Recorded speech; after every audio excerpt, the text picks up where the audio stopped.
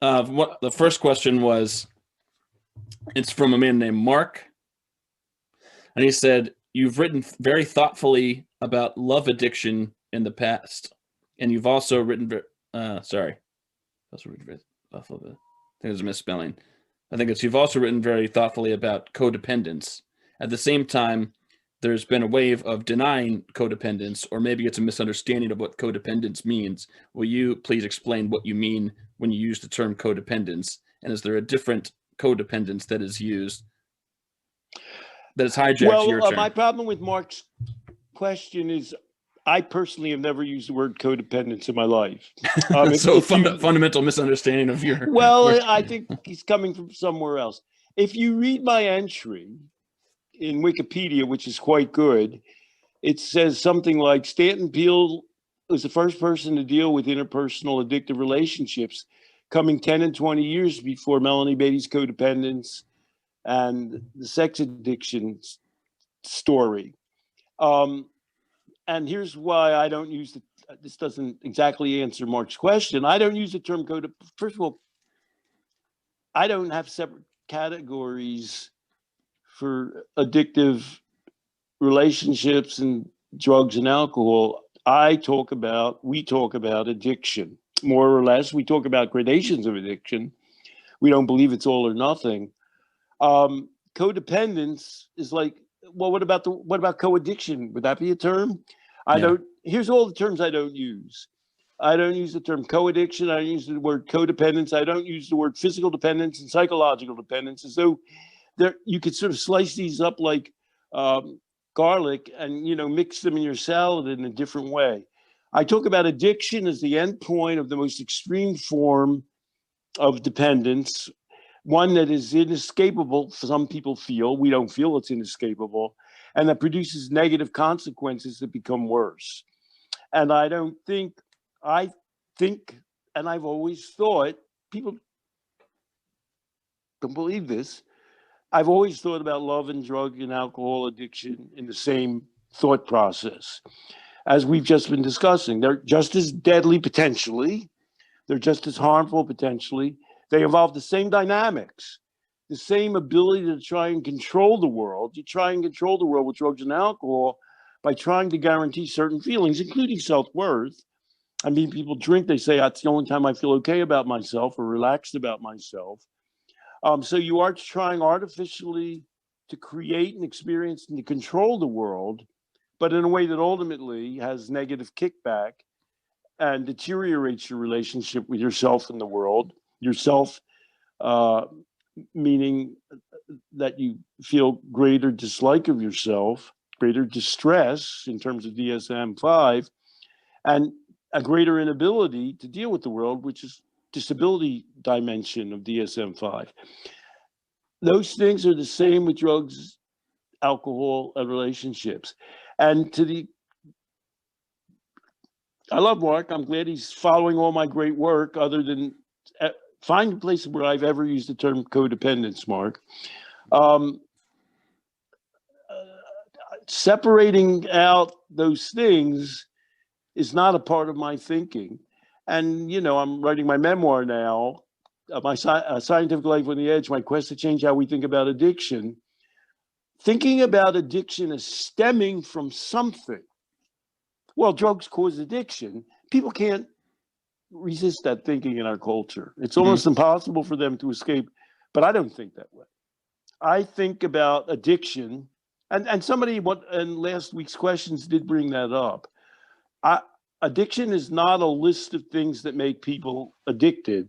Addiction is a kind of involvement, a way of relating to something that's powerful for you. Let me ask a better version of Mark's question and see if I can reflect your answer back to that better version. I'll just do it so it'll make more sense then. So I guess Mark is really asking, I don't know what the misstep was in talking about codependence, but I think he's really asking, just like Shia LaBeouf and his ex-girlfriend or partner, you have a person who, like Shia LaBeouf, who obviously is experiencing love addiction. And then you have somebody who he's in the relationship with who, for a very different set of reasons, is also experiencing a love addiction.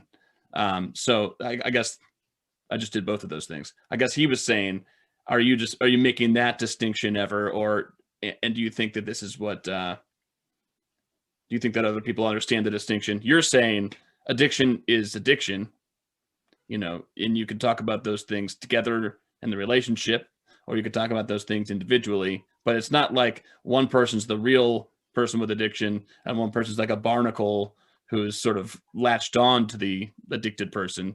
It's like two people have an addiction for their own sets of reasons, and maybe they'll even need to work it out, with each other.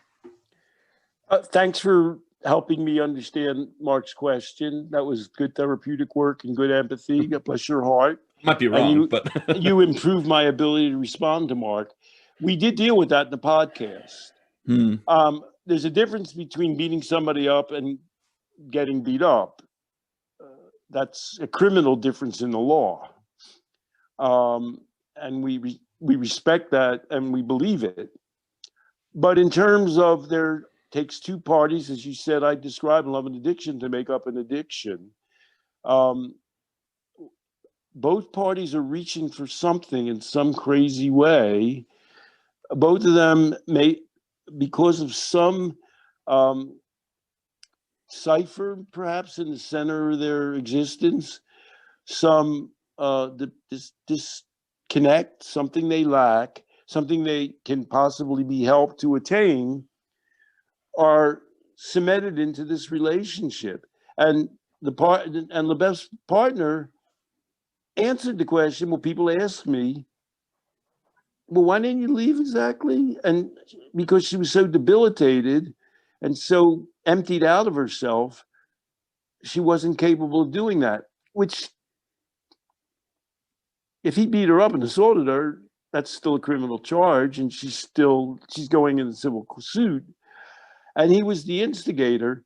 But if we were trying to help, and one example of this, one proof of this, people who are in these kinds of relationships, and Lebef's former girlfriend was part of the lawsuit, and he did the same thing to her, which nobody's going to be surprised to hear. But of course, there are books written about women, often, and it can be both men obviously are more often assaulters, but both genders can play this role. Have often had more than one relationship like this. Yeah.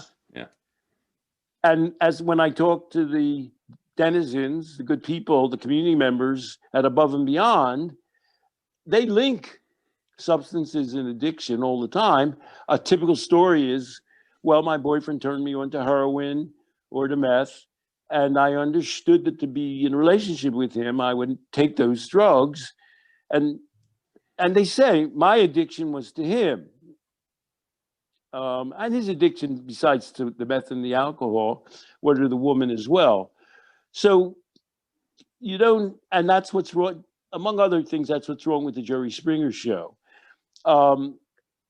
Telling people, oh my God, what a bad guy he is, get rid of him, you're okay, is missing the kind of work that needs to go into helping a person avoid it. It's a just say no approach. Yeah, it really is. Quit drugs, quit alcohol, without helping the person to resurrect's too strong a word, to reconceive themselves based on their own values and skills and potential.